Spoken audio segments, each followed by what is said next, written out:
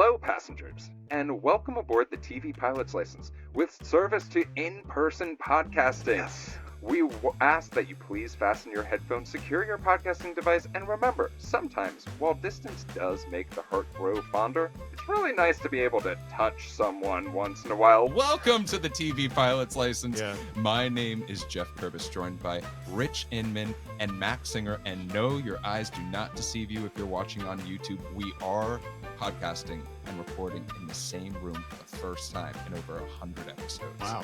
How you boys doing? I'm doing really good. We have been together since that we started the podcast, like in the same room, but out of respect for the people that we're going to see, we never recorded. I think we all thought that like it would be rude for us to record a podcast on a wedding weekend. yeah, I mean, and I think that's really fair. We're there for people, and although we love podcasting together, we're there for people, and it would be weird to bring a mic to a wedding and table. it's just so hard to get room tone when there's a string quartet playing. Oh my god. Well, These are our vows. Well, boys, in a instance where we're actually not talking about TV exactly, We are and we aren't. You know, we talk about oops all Kramers, we talk about oops all sorts of things, but today, it's always sunny cast. yeah. Today we're talking about oops, it's all in-flight questions. Yeah. But before we get in the mood for that, Max, do you mind telling folks what this podcast usually is all about? So typically, TV Pilot's License, we break down and analyze the pilot episodes of some of TV's most famous, or in some cases, infamous shows. We usually talk about how these shows came to be and were originally made, if they're effective pilot episodes that make us want to watch more, and if we think they could be made today. Go back and stream our normal episodes from wherever you listen to podcasts from. Check us out on YouTube and TikTok to see our smiling faces. And if it is your first time flying with us, welcome aboard. Rich, what is your question of the week? First of all, I did not know you were off book for that. I thought you had been reading off of a Google sheet. Oh no, I'm the very entire time. impressed by Max every single time he does that, because I'm tied to my notes app. Yeah, every single time I would be we too. ask something. I'm the only one that doesn't have like a canned line to say. Oh my god. We can get you a catchphrase. It's been 104 episodes. That's Pirate Studios, baby. Rich, what is your question of the week?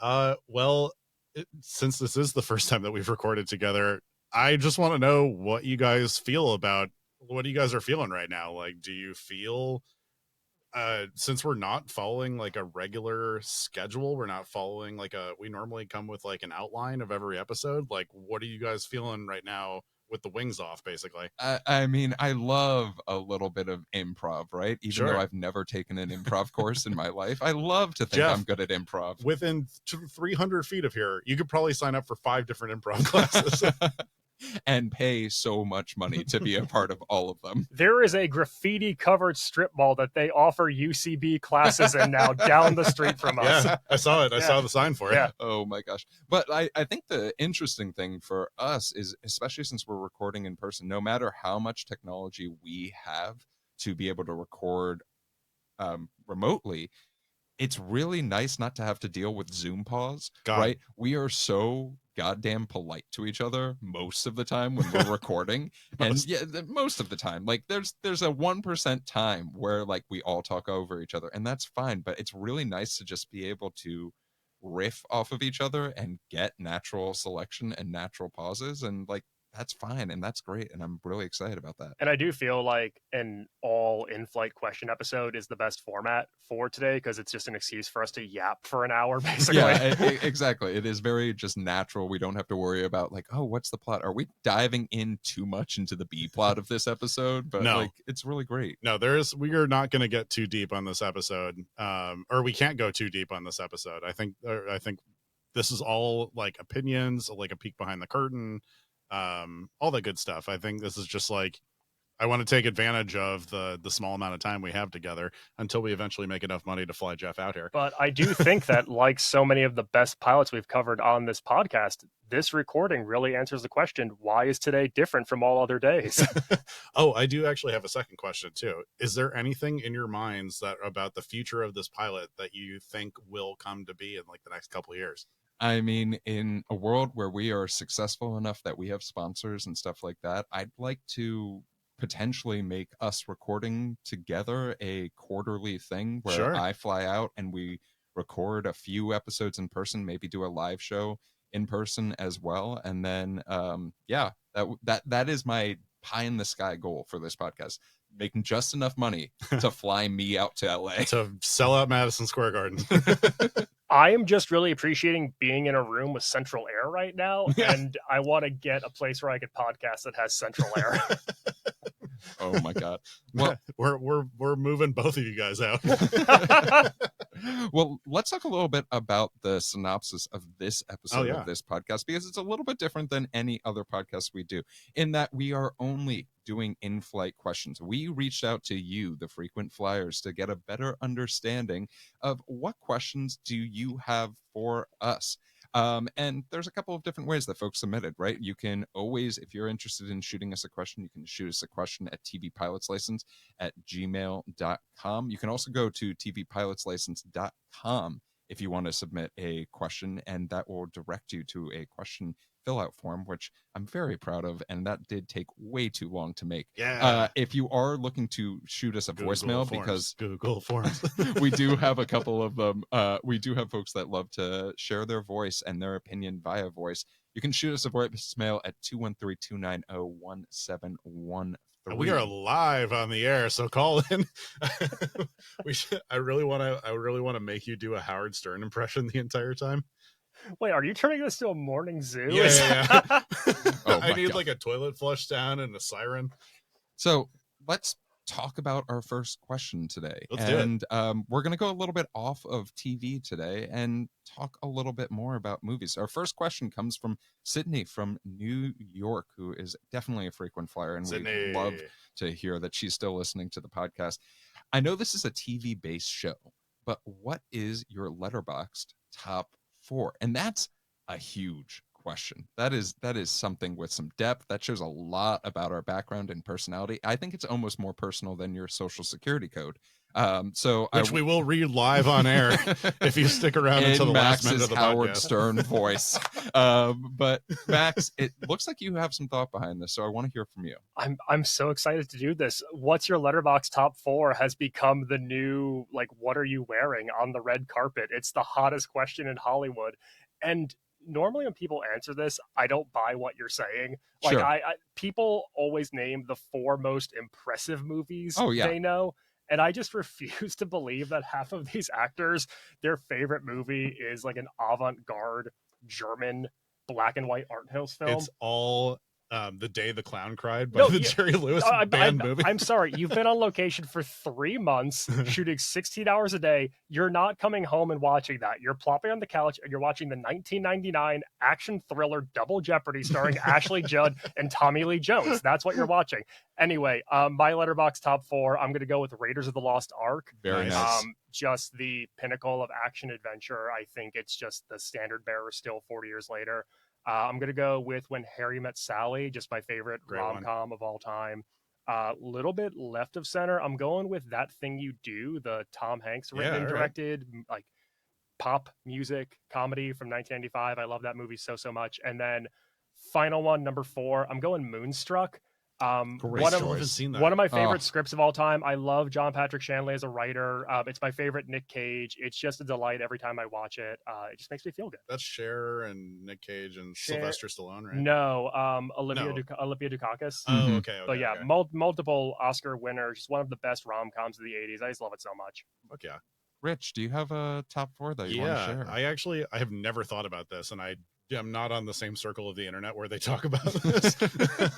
What is a letterbox? How do I fill one out? Yeah, where do I acquire? After I thoroughly Googled what Letterboxd was, so I never really think about this, but like I think my number 1 is Everything Everywhere All at Once. As soon as I saw that movie, I was like upset that the viewing experience of that movie is not in any other movie. Like I just wanted everything to be that. I wanted everything to be Everything Everywhere All at Once. Once after it finished. Number 2 is Bull Durham.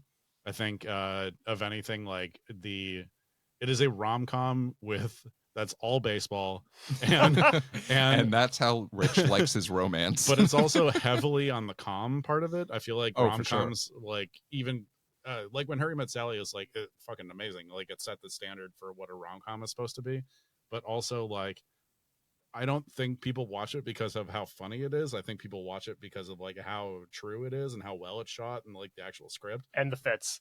and the fits. Yeah, we love a cable knit sweater on this podcast. If there's anything that the cable knit sweater company needs to sponsor us immediately.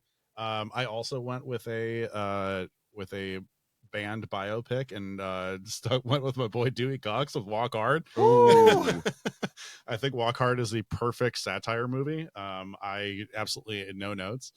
Number 4, definitely a departure from the first 3, but I went 2001: A Space Odyssey because it is just when you think about the actual time frame that it was made, it looks like it was made last year, and it was made in like what 1967 or something like that. Oh, for sure. Yeah, late 60s.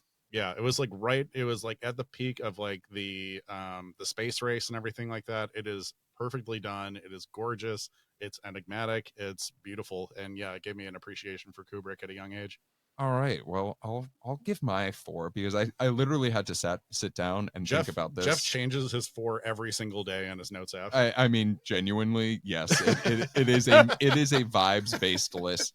But the first one is a Christmas movie, which What? I know sounds weird coming from a Jewish man, but I love the movie White Christmas more than anything in the world. And I think that it is a shame that you have never seen it, Rich, Yeah. because it is the quintessential golden age of Hollywood movie when it comes to musical. And it is just so big and grandiose. Like every singing number, you're like, oh, that would cost $10 million to do in today's Hollywood because the number of dancers they have, the choreography, the music. Like, yes, it's a big swing movie. It is a gigantic swing movie. And even though it's called White Christmas, it's not really about Christmas whatsoever. Wow. It is family. It is more about bringing up a man who has lost his identity in retirement and helping him with his failing business than it is about Christmas. And I think that is just, it's a beautiful movie. All the songs are gorgeous. There's one section that we don't talk about, and that's okay. But otherwise, about Nazis, we talk about racism. We don't. Let's keep my movie a very good movie. The next one, I am a dork, so we have to talk about The Empire Strikes Back. Okay. I think it is just this perfect sequel that, like, very few of those exist. That's Luke, I Am Your Father movie. That is, and it's just one of those movies where the big set action pieces, like, even though technically they were filmed with models, it's gorgeous, and it is George Lucas at his best. Like most things in LA, it's filmed with models. Yeah, and I mean that's not a bad thing either. Yeah.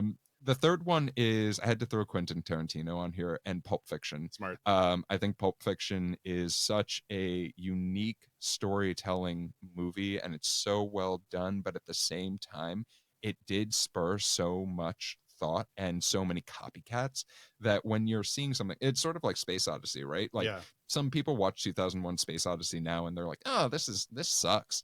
And it's just like, but also look at everything that it made, everything that was possible because of that. Very similar to the conversation around the original Dune. Like Dune, the story, the book spurred Star Wars, and like that's why that exists. That's why people don't appreciate things like Citizen Kane as much anymore, because people didn't realize that like what the context of movies was before that. Like it invented nearly every trope that was used in movies or filming in general for like 5 decades or something like that.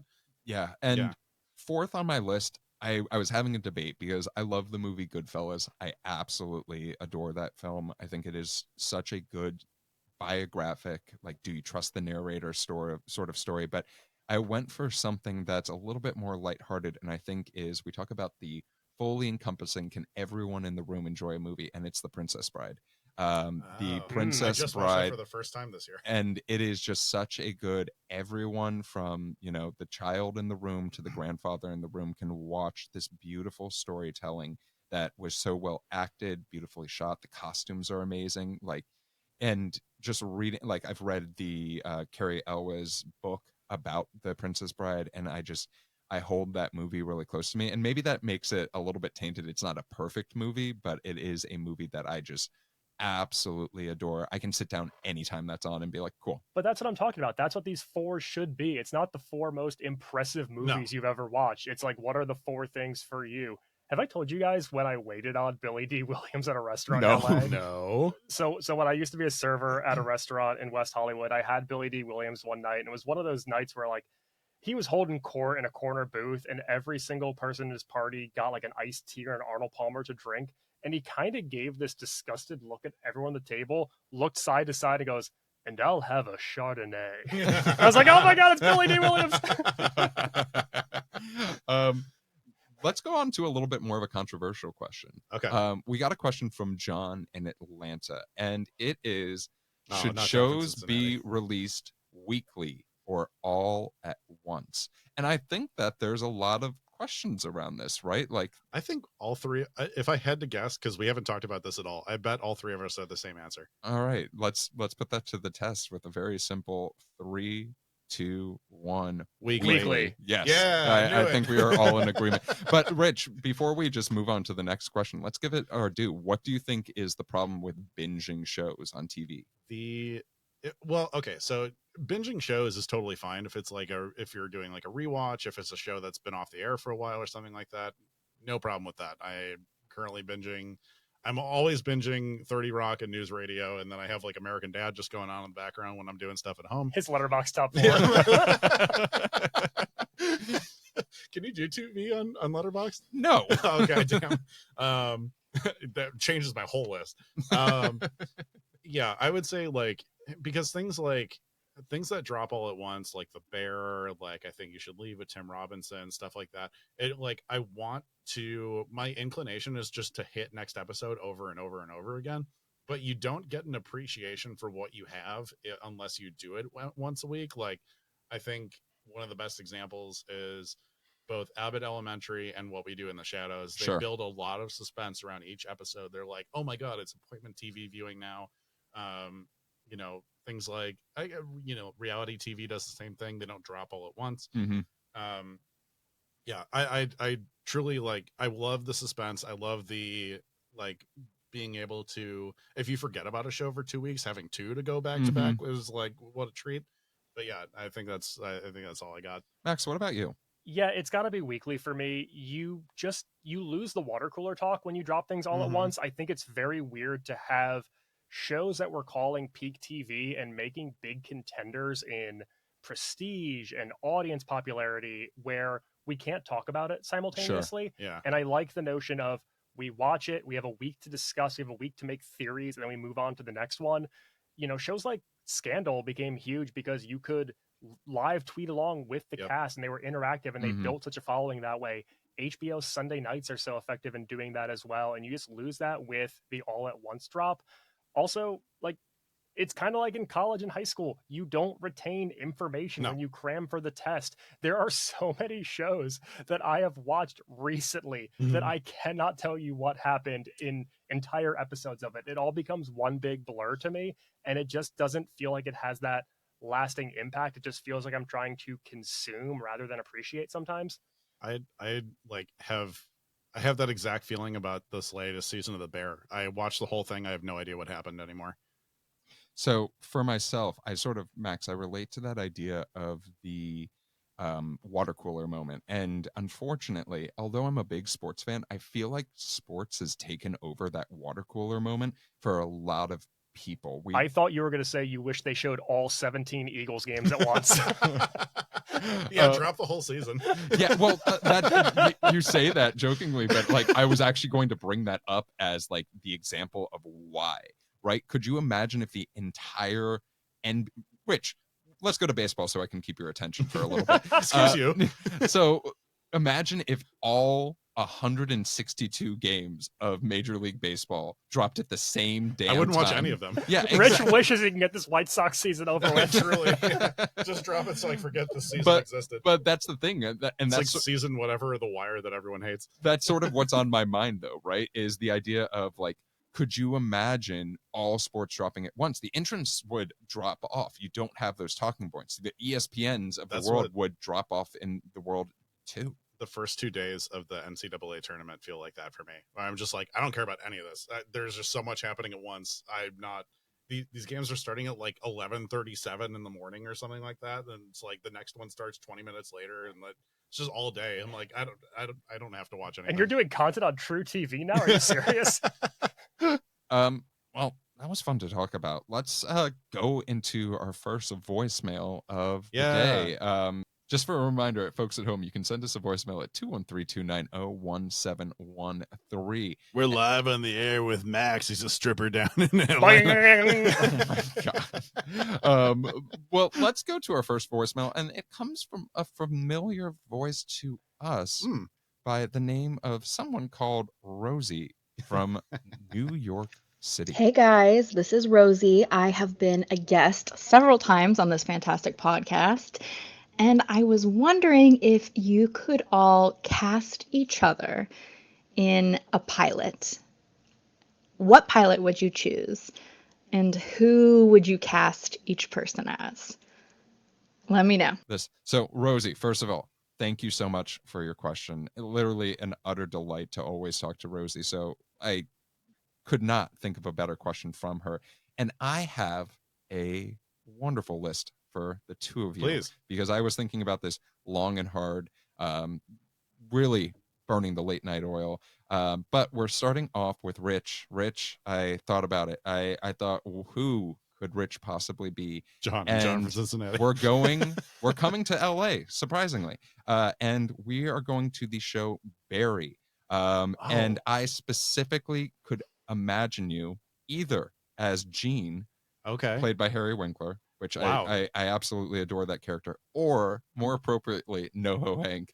I think you would be a hysterical NoHo Hank as a human being. I'll throw on Chechen accent. Chechen. I would throw on a Chechen accent if I needed to. Yeah. I feel like that's close enough to like. It's definitely a vibe, right? Like Russian area. Not everyone can pull off that role, and I think you could pull off that Thank you so much. I am happy to shave my head for this role. Max, I'm going to say one that might seem a little bit insulting, but I also know I've known you for so long. I think you'd be a great Chandler Bing. Wow. In Damn, Friends. That's not insulting at all. And then the other one, though, that I think, like, knowing Max, and we've both seen Max do improv, we've seen you do stand-up, I think you'd be a really good Jake Peralta in Brooklyn Nine-Nine as well. Oh, I'm getting verklempt here at the studio. Oh my god! But damn, like, if his head gets any bigger, it'll block me from the screen.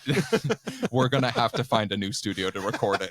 But yeah, I put some thought into this. So I love hope that. you guys like. And I did not cast myself because I don't want to be cast in anything. But I can't wait to hear your answers, Max. So I went with all of us being in the same cast. Oh. I took this as we're like that a all lot. in a show. And so I am going with the Roy siblings of Secession. Really? Geoff, I am giving you Kendall Roy, played by Jeremy Strong. Oh my god. Kind of neurotic, really into SEO and like internet culture. Rich, I'm going with Roman Roy, Kieran Culkin for Yes. you. Okay, that's what I was hoping you would say. Just always with the crass, quick-witted joke. Hell yeah. Definitely kind of a devil may care attitude. I love that. Also, like, might go work at a theme park for a little bit. I don't know. Oh, yeah. And then leaving me with Shiv Roy, Okay. the youngest of the group, Sure. and just all business. Oh my gosh. If you need that, you can have it. And Rich, where did you go for casting? So I went 2 different shows. Number one, I feel like it's going to feel a little bit more obvious than Max being Chandler Bing, but also like that was a very good casting, and also extremely very, very generous and nice of you to not go in a mean direction. I am going to say that you are going to be the person in the OC that everyone says you are anyways. Seth Cohen. Seth Cohen, Wow. yes, thank you so much. I'm going Seth Cohen for Max.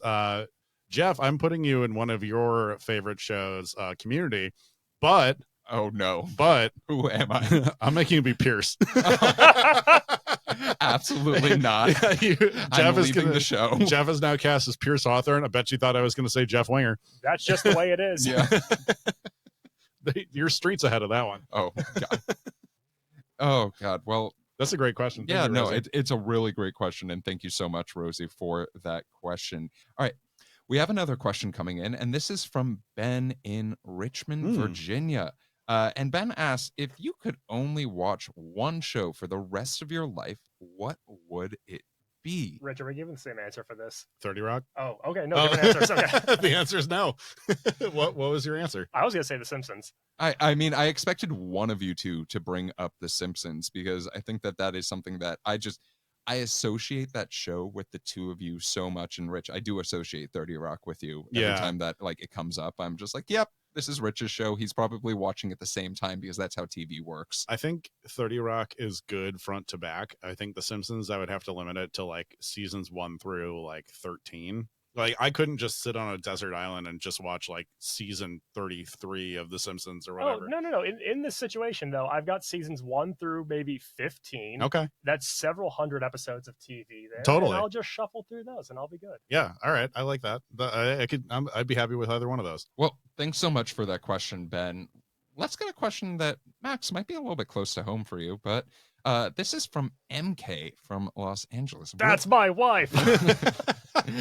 I was going to play it a little bit coy, but cool. No, man, big wife guy over here. Dude, you missed just like an absolute T-ball way to loop in a Borat impression right there. You just fully missed it. Rich, I'm doing comedy in 2024. I don't need to loop in a Borat impression. Yeah, you do. Well, let's talk a little bit about MK's question, which is, what TV shows have you personally continued watching after covering the pilot, and who is your dream guest? So this is a little bit of a two-parter, but I think it's a great two-parter. And Max, since MK is your wife, let's let you answer the question first. Okay, well, I'm not going to be the only guy to not do a Borat impression. Fine, I'll give it to peer pressure. To answer my wife, I have watched all of Sex and the City since we covered it on TV Pilot's License. It's a delightful journey. It's a really lighthearted 6-episode run. It's been a lot of fun. I would say dream guest for me on this show, I feel like he's just the king of like former Ringer TV and movie podcasts. I would give an arm and a leg to get Shea Serrano on this podcast. Oh, nice choice. That's a really good one. What about you, Rich? So I've watched 2 shows a little bit more continuously. First of all, my partner Danielle watched a lot of Bones after we did Bones. Oh, I'm glad I got her on the Bones train. A tremendous amount of Bones. That show does not improve. She kept going on it. Personally, I watched a lot of You after I kept going on You. So Penn Badgley, shout out. I also Arliss became my folding laundry show after we did the podcast on it, just because it feels very I don't know, it's extremely late 90s, like oh my god, schlock. Yeah, like cable schlock. Yeah, it's not a good show. Personally, I really want the creator of News Radio, executive producer of Atlanta, and What We Do in the Shadows, and now English teacher, that's Paul Sims. I would really love Paul Sims to join us. Also, Bill Lawrence has has commented on some of our stuff, which is extremely flattering. Yeah, absolutely. Yeah, what do you think, Geoff? I mean, I'm surprised you didn't do Mr. Jimmy Burrows as your dream guest. Jimmy Burrows doesn't do a lot of podcasts. Rich has been watching so much Arliss, he wants Paul Sims and Phil Sims. We will keep doing this podcast until Robert Wool says yes. So for myself, and this might say a lot about me, I just finished a rewatch of all 17 seasons of Taskmaster because I adore that show. It's 170 episodes plus all the championships, so it's about like 173. Oh yeah, it's British TV. The seasons are so much shorter. Yeah. It's not as daunting. So that's that's a lot of hours. Yeah, it was a lot of hours. The other one that I watched a lot of was Scandal. I watched a ton of Scandal. Yeah. And then there was a point in the show where the show jumps the shark. And I'm not going to say how exactly, but it's Is there a shark involved? And there's no shark involved, but it's a little bit weird when not to show my political bias, a Republican wants gun reform, and that's when you're like, this show might be a little bit too unbelievable. So yeah, that's when I was like, this isn't really driving what I need it to be anymore. They had Tony Goldwyn host one of the nights of the DNC. I mean, we're catering to Republican presidents so badly. Yeah, we immediately got the Cheney endorsement after that. Well, let's talk about our second let's talk about our second voicemail of the day. Yeah, and let's this see. comes from Peter in San Jose. Hey, this is the president of Fox, the president of NBC's little brother. Big fan of the show. I'm just taking a break from giving Seth MacFarlane all of my money. Anyway, I had one question for you guys. If you could take one character from one show and inject it into another show to cause as much chaos as humanly possible, what would it be? I'll take my answer after here. Thank you.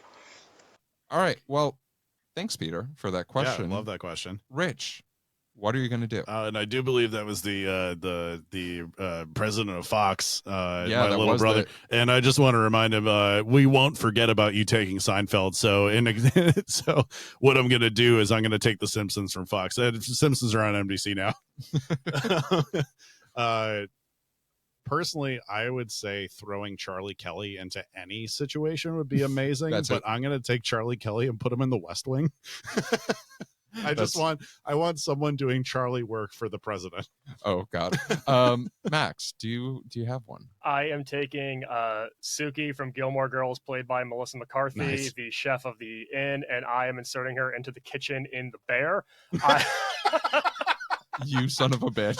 I am putting Suki into The Bear, having her work on Carmi's line. I want her and the Fack brothers getting into some B plots on the side. Yeah. Oh, well, let me start here. I also chose to put someone in The Bear. Did you really? And it was Bob from Bob's Burgers, and put him into The Bear because you should go Swedish Chef. It's very much like a Suki, but a little bit different. But I'll give our audience another choice. I want to put Dexter Morgan from Dexter into Brooklyn Nine-Nine and just see what happens, because like a little like tinge of darkness in that show might take it to an extreme level. So you're taking Brooklyn Nine-Nine and turning it into Hannibal, basically? Yeah, a little bit. Like a cat and mouse game? Yeah, it's going to be great. Jake Peralta on the case. Who keeps murdering these people and putting them into the harbor? I need to figure it out. I can't believe, I'm very excited for us to do Hannibal, but my God, that is the one show that I am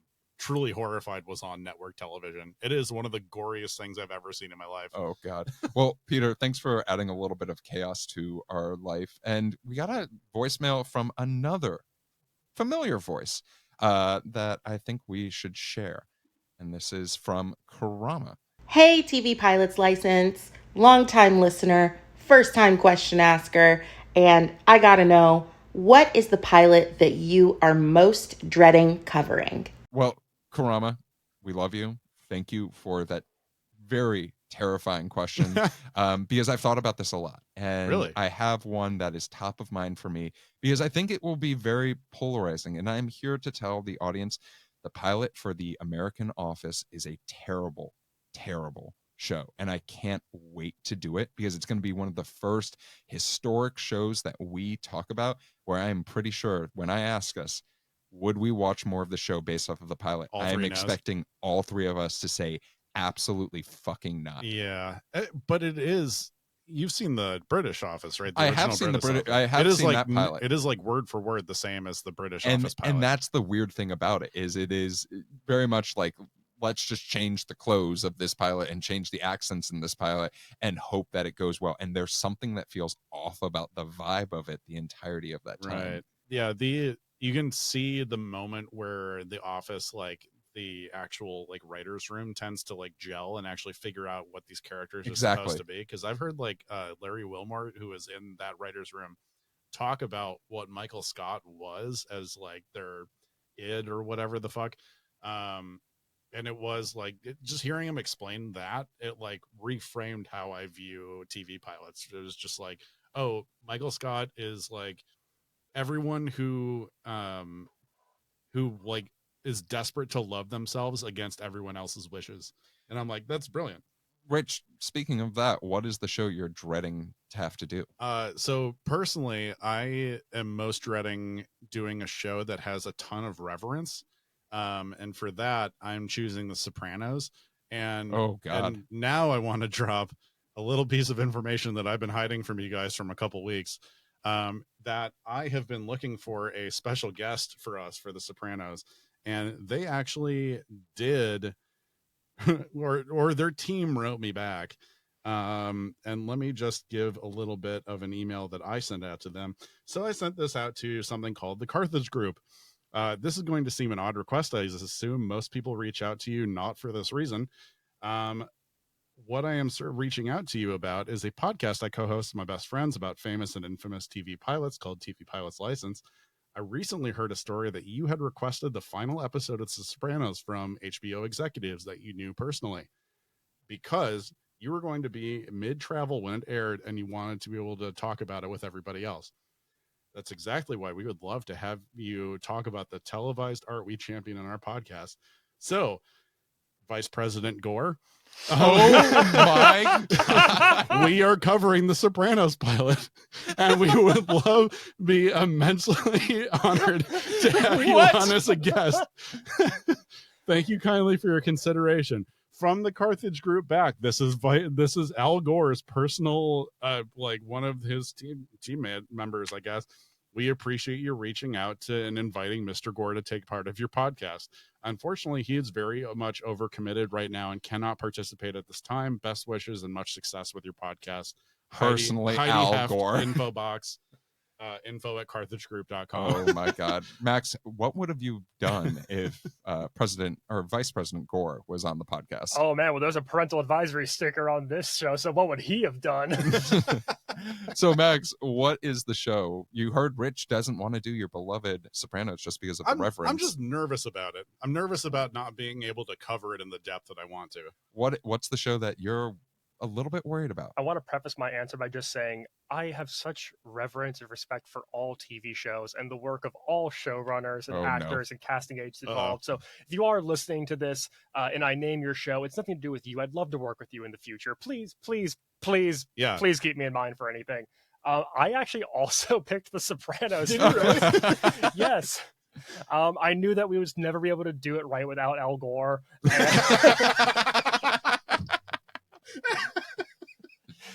But I make no secret of it being my favorite show of all time, and I just have this voice in the back of my mind that's like, what if Rich and Geoff don't like it? Or what if they're just lukewarm on it? And so it fills me with such dread, the idea of having to go into a thing that I think is immaculate, and then putting it on a pedestal and saying, what do you think? You have to, I mean, no show is absolutely perfect. Despite what everyone says about blah, blah, blah, perfect television, nothing is perfect television because you have to hit a certain amount of episodes for the network. And no one's saying Breaking Bad, Sopranos, The Wire, etc. people have on a pedestal as perfect television, but HBO requested a certain number of episodes. So it's not like, oh, we did precisely 13 of them because this is what we think a full story is.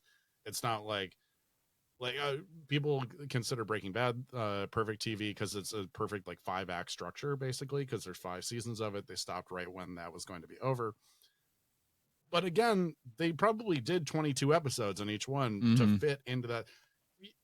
I'm positive episodes 10 through 17 of some season are ones that they were just oh God. But I'm not asking you to talk about episodes 10 through 17. I'm asking you to talk about the pilot. Is the pilot perfect TV? I love it so much, and it surprised me in so many ways when I first watched it. It's a show that I came to late. I didn't watch till a couple of years ago, and it wasn't at all what I thought it was going to be, and it threw me for such a loop in the best way. And it's hard to bring something that you care about so deeply and hope it doesn't get toward the bits. I hate showing someone a movie or TV show that I like. Showing someone a YouTube clip, I know, is one of the most terrifying things. You're looking in their eyes the because whole time. You are staring at them. You're waiting for the notes. You like it? you know that moment where you're like, oh yeah, this is where I giggle, and you hear dead silence, and you're like, my heart has deceased. I am deceased. After we did the League, I kept going to my wife like, "You remember Jean Lajoie, right? Jean Lajoie videos. You remember Jean Lajoie videos, right?" Oh my god. Well, we got a fun question here, a little bit off of TV, but I think a fun debate for us. And this is from Kat and the SGV. Who would win in a fight? The sandworm from Dune or the sandworm from Beetlejuice? And having just most recently, I think of all of us seen Beetlejuice, I'm going to say it clear. It's the worm from Dune. Are you fucking kidding me? Are you serious, Kat? I've never met you. I'm upset with you.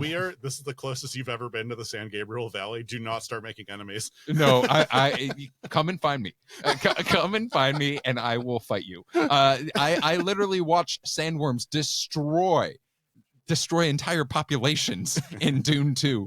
Beetlejuice, that worm can barely get 3 people down. It's a hot topic. It's two of the biggest movies of this year with Dune 2 and Beetlejuice. It's a really relevant tale of the tape. The Beetlejuice sandworm, I do believe, can eat ghosts. There's like a really cool like paranormal element there. But I have seen my dude Shai Hulud take down an entire spice farming like tanker vehicle in one gulp. I'm going with the big fella, Shai Hulud in Sharpie money line. God. And as someone who has seen neither thing, one does have stripes, so I'm going to give you that. One is a very, very nice shade of tan. The other one has stripes. So does that? So you do actually see the worm in Dune 2? Yes, you do. All right, because I know it was like a subterranean worm, right? Our boy Timothy rides one in Dune 2. I'm going to take the bold stance and say neither, and take the worms from Tremors. Oh, that's a nice choice. Wow. There you go. Spoiler alert: it's the worms from Tremors. A secret third thing. So Alex in St. Paul has asked, "What is the least representative pilot of the series as a whole?" Well, you definitely alluded yeah, to that one. I know this person personally. No, I mean you alluded, yes, I know that, but I think you alluded to your answer just a moment ago. I mean, yes, I believe The Office is a choice that I could very easily make. I'm going to go somewhere else though.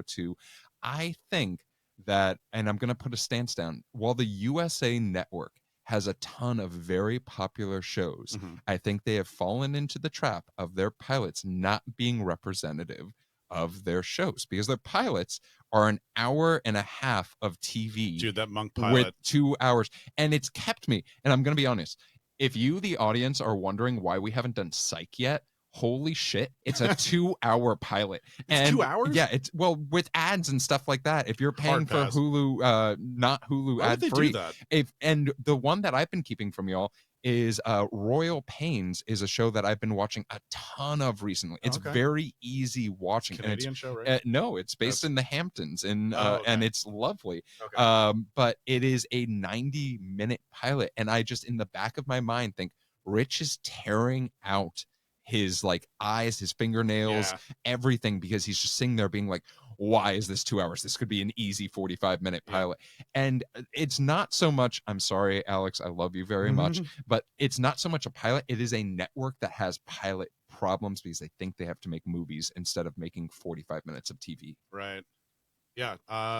I couldn't agree more with you with that. I mean, I felt really bad that we made Sam Gutstadt watch a fucking 90-minute Monk pilot. We should not have had a guest for that one. I love you, Sam. We come back on the pod, but my God. I would say personally The Simpsons, actually. I think The Simpsons was like trying to build a barrier, or was trying to build a connection from their shorts on the Tracy Ullman show to an actual full-length show. And it doesn't necessarily have the feel of The Simpsons yet, where it's just like, it's a ton of sight gags. It's a ton of like, the laughs per minute isn't there yet. And it still feels a little bit like the Tracy Ullman shorts. Yeah, I was tempted to say It's Always Sunny in Philadelphia because it's just fresh on my mind, because it feels like it has more sitcom tropes. Charlie feels so dialed down. The full ensemble isn't established in that first short season of it. So that's one for me. But if we're doing things we just haven't covered because you two went that direction, I'm going to say King of the Hill, because it's a very, very serious narrative pilot with Hank being investigated by protective services for That's right. child abuse on Bobby Right. and having to convince them that he's fit to keep his child. It's incredibly dark, especially coming right off of Beavis and Butthead for Mike Judge. It just feels like it's trying to be this real mid-90s family TV half hour and hasn't quite found what that show's going to become in later years. And it's kind of jarring to see that's your first impression of an animated comedy. I'm going to challenge you a little bit on that, because I think Mike Judge's problem with taking Hank Hill from Beavis and Butthead, where he's an antagonist, he's like the angry neighbor, basically. He's the neighbor with the RV. Yeah. And to a show where he's the star now, it's like, oh, you have to show Hank Hill actually caring about their own child, and like to the outside it's going to look like they're, I don't know, like not abusing them, but like they're very strict on Bobby, and like having so many miscommunications about like what is like abuse or whatever is what makes Hank Hill's character more lovable, that you understand it's like, no, I actually still love my son, I'm just very strict with them. That's like that, I just have my own way of doing things. All right, second to last question that we have. Ooh. And I think this is one that hits home. Drew from Maryland Heights, Missouri, asked, how much did your TV watching increase when you started the podcast, or did it just become more targeted? And I am here to say it became a lot more targeted and easy to pick out what I was watching. Like, as much as we have issues is putting it in a very harsh tone. We debate what we want to talk about. We debate what sounds interesting, but also y'all at home might find interesting. It's really nice being able to say like, oh, it's Wednesday and we have to watch this pilot, and it might be great, it might be absolute garbage, but really this hasn't touched my TV watching much more. It just makes it appointment television more. So Drew, I just want to say that Maryland Heights, Missouri sounds like a town from a Gillian Flynn murder mystery novel. Like, it sounds like in like Sharp Objects or Gone Girl. It's like, oh, we should talk to that diner owner in Maryland Heights again. He's got a secret. I would agree with you, Geoff. It definitely became more targeted. It did not increase.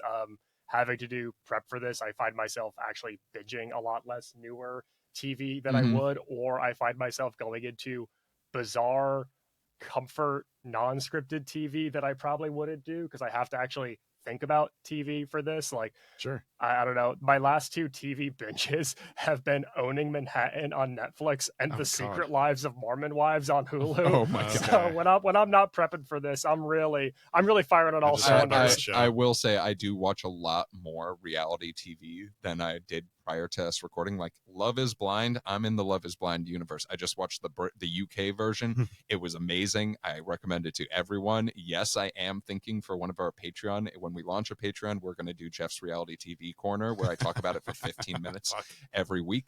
But we'll see. Rich, I will be a sporadic guest on that. Rich, what are you thinking as far as your I've TV probably consumption? watched less. However, I think it's so I don't mix up my thoughts from watching the pilot to when we air it, to when we record the episode.